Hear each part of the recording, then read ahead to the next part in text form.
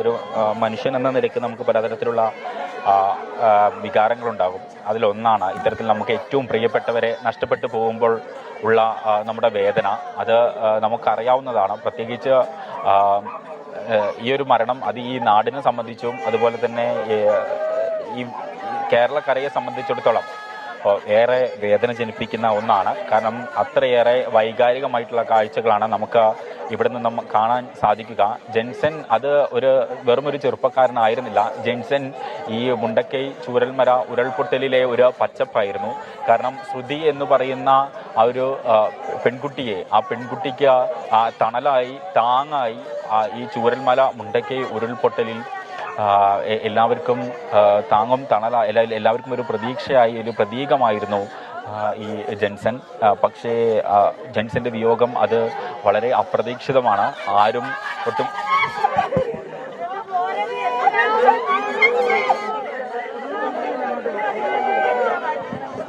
ഏറെ വൈകാരികമായിട്ടുള്ള കാഴ്ചകളാണ് നമുക്ക് ഇവിടെ നിന്ന് കാണാൻ സാധിക്കുക. ഇപ്പോൾ ജെൻസന്റെ അമ്മയും അതുപോലെ തന്നെ അച്ഛനും സഹോദരിമാരും അതുപോലെ തന്നെ ബന്ധുക്കളും നാട്ടുകാരും എല്ലാവരും ഇവിടെയുണ്ട്. പലരും അവസാനമായിട്ട് അന്ത്യചുംബനം നൽകാനായി ഇവിടെ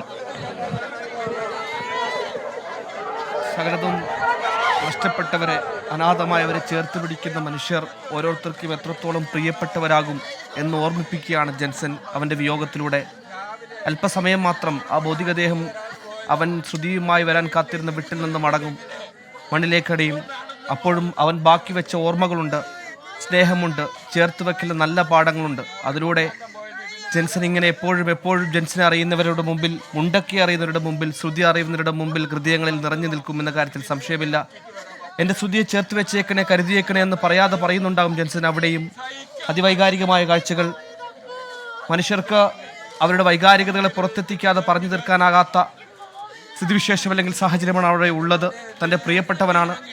സകലം നഷ്ടപ്പെട്ട് ശ്രുതിയെ ചേർത്ത് പിടിച്ച് ഡിസംബറിൽ അവളോടൊപ്പം ആ ശൂന്യത പരത്തി ഇരുട്ടിൽ നിന്ന് ആ വീട്ടിലേക്ക് വെളിച്ചത്തിലേക്ക് കൊണ്ടുവരേണ്ടവനാണ്. പക്ഷേ ശ്രുതി ആശുപത്രിയിലാക്കി ആ വീട്ടിലേക്ക് അവൻ മടങ്ങി. പക്ഷേ ചേതനയറ്റ ശരീരമായി മാത്രമായിരുന്നു. ഇനി അവൾ വരുമായിരിക്കും, പക്ഷേ ജെൻസൺ അവിടെ ഉണ്ടാകില്ല. ജെൻസന്റെ ഓർമ്മകളിൽ ആ വീടും ശ്രുതിയും ജീവിക്കും. ഇതൊക്കെ അതിജീവിക്കാൻ, ഈ വിയോഗത്തെ ഉൾക്കൊള്ളാൻ അവർക്കാകട്ടെ എന്ന് മാത്രം ആത്മാർത്ഥമായി ആഗ്രഹിക്കുക എന്നുള്ളത് മാത്രമാണ് മനുഷ്യൻ രീതിയിൽ നമ്മുടെ മുമ്പിലുള്ള പരിമിതി. അതിനപ്പുറത്തേക്കൊന്നും ചെയ്യാനാകുന്നില്ലല്ലോ എന്ന സങ്കടവും. ജെൻസന്റെ ഭൗതികദേഹം ഇപ്പോൾ അമ്പലവയലിലെ വീട്ടിൽ പൊതുദർശനത്തിന് വെച്ചിരിക്കുകയാണ്. അച്ഛനും അമ്മയും ജെൻസനെ അവസാനം നോക്ക് കാണുന്ന ആ നോക്കിൽ എത്രത്തോളം വൈകാരികത ഉണ്ടാകും അതൊക്കെ അവിടെ ഉണ്ട്. ജെൻസന്റെ വിയോഗത്തിന്റെ സങ്കടം ഉൾക്കൊള്ളാനാകാതെ അവർ വിങ്ങിപ്പൊട്ടുകയാണ് അവിടെ. ഇതെല്ലാം കേട്ടും മറിഞ്ഞും ജെൻസന്റെ അവസാനം നോക്ക് കണ്ടും ലിയോയിലെ ആശുപത്രിയിൽ കാലൊടിഞ്ഞ് ശ്രുതിയും കിടപ്പുണ്ട് മരവിപ്പിച്ച അവസ്ഥയിൽ. ഇനി ആരുണ്ട്? സനാഥിയായ താൻ മാസങ്ങൾക്കിടവേള അനാഥമാകുന്ന പ്രിയപ്പെട്ടവരെല്ലാം ഒറ്റ രാത്രി കൊണ്ട് പോയപ്പോഴും ചേർത്ത് പിടിച്ച കരുത്തായ ആ സ്പർശങ്ങൾ ജീവിതത്തിലേക്ക് തിരിച്ചു വന്ന ശ്രുതി വീണ്ടും തനിച്ചാകുന്നതിൻ്റെ വേദന. എല്ലാവർക്കും ഇതൊക്കെ താങ്ങാനാകട്ടെ, അവൾ പതിയെ ജീവിതത്തിലേക്ക് അതിജീവിച്ച് വരട്ടെ എന്ന് മാത്രം പറയാനാകുന്ന, ഏറെ പ്രയാസപ്പെട്ട് സംസാരിക്കുന്ന ചില നിമിഷങ്ങൾ ഏത് മാധ്യമപ്രവർത്തകരുടെയും മുമ്പിലുണ്ടാകും. അത്തരത്തിലുള്ള നിമിഷങ്ങളിലൂടെ കടന്നു പോകുന്ന സങ്കടത്തോടു കൂടി ഷഹദിലേക്ക് പോകുന്നു. ഷഹദ് സമീപത്തെ പള്ളിയിൽ തന്നെയാണ് സംസ്കാരമെന്ന് മനസ്സിലാക്കുന്നു. ആ വീട് നിന്ന് അവസാനമായി ജെൻസൺ ഇറങ്ങാൻ സമയമായോ? സുഹൈൽ, അല്പസമയം കൂടി ഇവിടെ ഈ ദർശനമുണ്ടാകും. കാരണം രക്ഷിതാക്കൾ അതുപോലെ തന്നെ മാതാപിതാക്കൾ ഉൾപ്പെടെയുള്ള ആളുകൾക്ക് അവസരമായിട്ട് കാണാനുള്ള അവസരമാണ്. അപ്പോൾ ഇവിടുന്ന് അല്പസമയത്തിന് ശേഷം ആയിരിക്കും ഇവിടെ നിന്നും ഈ മൃതദേഹം പള്ളി സെമിത്തേരിയിലേക്ക് കൊണ്ടുപോവുക. ഏകദേശം ഈ വീട്ടിൽ നിന്നും ഏകദേശം 200 മീറ്റർ അകലെയാണ് ഈ പള്ളിയുള്ളത്. ഇപ്പോൾ അവിടേക്ക് കൊണ്ടുപോകും. ഇപ്പോൾ നമുക്ക് ദൃശ്യങ്ങളിൽ കാണാം, ഈ വീട്ടിലാണ് ഇപ്പോൾ ഈ മൃതദേഹം ഉള്ളത്. അതായത് നമുക്കെല്ലാവർക്കും അറിയാവുന്നതുപോലെ തന്നെ ഈ കേരളം ഒന്നാകെ ജെൻസന്റെ തിരിച്ചുവരവിനായിട്ട് പ്രാർത്ഥിച്ചിട്ടുണ്ടായിരുന്നു. പക്ഷേ വിധി മറിച്ചായിരുന്നു എന്നുള്ളതാണ്. ഇപ്പോൾ നമുക്ക് കാണാം, മാതാവ്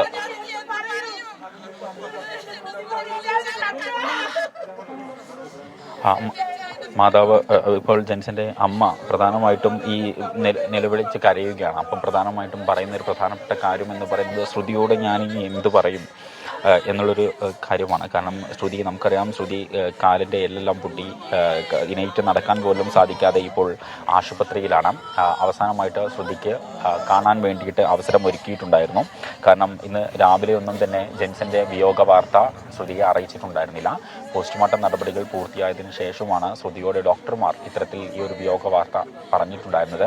അതിനുശേഷം ശ്രുതി വാശി പിടിക്കുകയും അവസാനമായിട്ട് കാണണമെന്നും അവസാനമായിട്ട് അന്ത്യചുംബനം നൽകണമെന്ന് നിർബന്ധം പിടിക്കുകയും ചെയ്തതിൻ്റെ അടിസ്ഥാനത്തിലാണ് പിന്നീട് ജെൻസനെ ഇവിടെ നിന്നും ആശുപത്രിയിലേക്ക്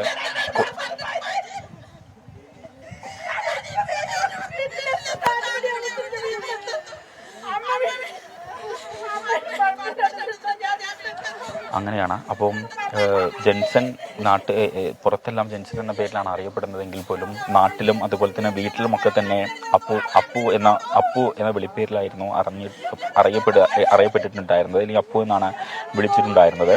അപ്പോൾ അന്ന് ഇതേപോലെ ഈ സംഭവം നടക്കുന്ന ദിവസം ശ്രുതിയുടെ മാതാപിതാക്കളുടെ 41ൻ്റെ ചടങ്ങുകൾ നടത്താനായിട്ട് പോയതായിരുന്നു ശ്രുതിക്കൊപ്പം ജെൻസൻ്റെ സ്വന്തം ഒമിനി വാനിൽ. പക്ഷേ വിധി മറിച്ചായിരുന്നു. ആ വാഹനം അപകടത്തിൽപ്പെടുന്നു.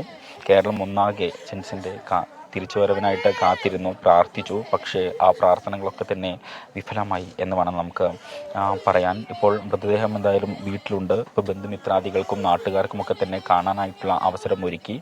ആദ്യം ഇവിടെ സമീപത്തുള്ള ആണ്ടൂർ ഓഡിറ്റോറിയത്തിൽ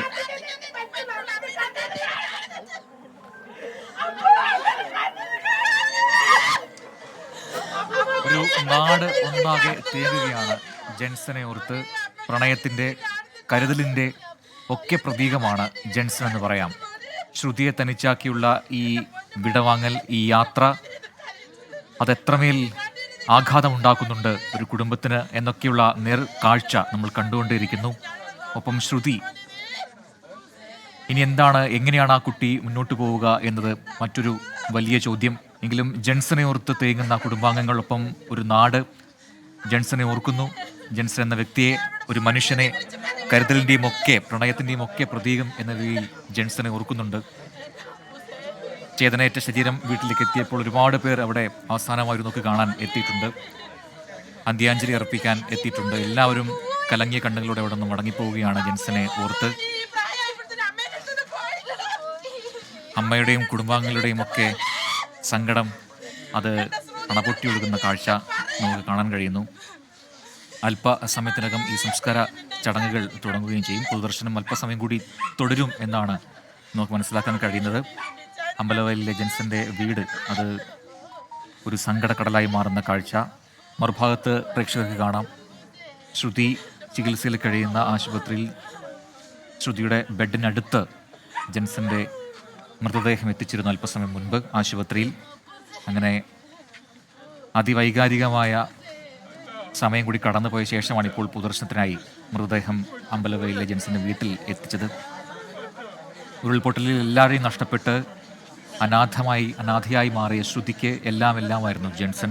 10 വർഷത്തെ പ്രണയം എന്നൊടുവിൽ കുടുംബങ്ങൾ ഒന്നിച്ച് വിവാഹം ഉറപ്പിക്കുന്നു. അതിന് പിന്നാലെയാണ് വലിയ ദുരന്തം അവിടെ ഉണ്ടാകുന്നത്. ഉരുൾപൊട്ടലിൽ ശ്രുതിയുടെ കുടുംബാംഗങ്ങൾ, മാതാപിതാക്കൾ, സഹോദരി എല്ലാം നഷ്ടപ്പെടുന്നു. അങ്ങനെ ഒറ്റയ്ക്കായ ശ്രുതിയെ ചേർത്ത് നിർത്തുന്ന ജെൻസൺ നമ്മൾ കണ്ടു. പിന്നീട് താൻ എന്നും ശ്രുതിക്ക് തുണയായി ഉണ്ടാകും എൻ്റെ ജീവിതാവസാനം വരെ എന്ന് പറയുന്ന ജെൻസൺ നമ്മൾ കണ്ടു. 24 പ്രേക്ഷകരുടെ ജില്ലാ സമ്മേളനത്തിലടക്കം ഇരുവരും വന്നിരുന്നു. അന്ന് വേദിയിൽ കയറി പറഞ്ഞ വാക്കുകൾ ഇപ്പോഴും ഓർക്കുന്നുണ്ട് ജെൻസൺ. ഇനി ശ്രുതിക്ക് എപ്പോഴും തുണയായി ഞാൻ ഉണ്ടാകും, ഞാനില്ലാതെ പോയാൽ ശ്രുതി എന്ത് ചെയ്യുമെന്ന് ഓർത്ത് മാത്രമേ എനിക്ക് വിഷമമുള്ളൂ എന്ന് മാധ്യമങ്ങളോട് പറഞ്ഞിരുന്നു ജെൻസൺ പിന്നീടൊരു തവണ. ഇപ്പോൾ അതുപോലെ സംഭവിക്കുമ്പോൾ എങ്ങനെയാണ് ശ്രുതിയെ ആശ്വസിപ്പിക്കുക എന്നൊരു ചോദ്യം ഉണ്ട്. ഒരുപാട് പ്രതീക്ഷകളും സ്വപ്നങ്ങളും ഒക്കെ ബാക്കിയാക്കിയാണ് ജെൻസൺ യാത്രയാകുന്നത്.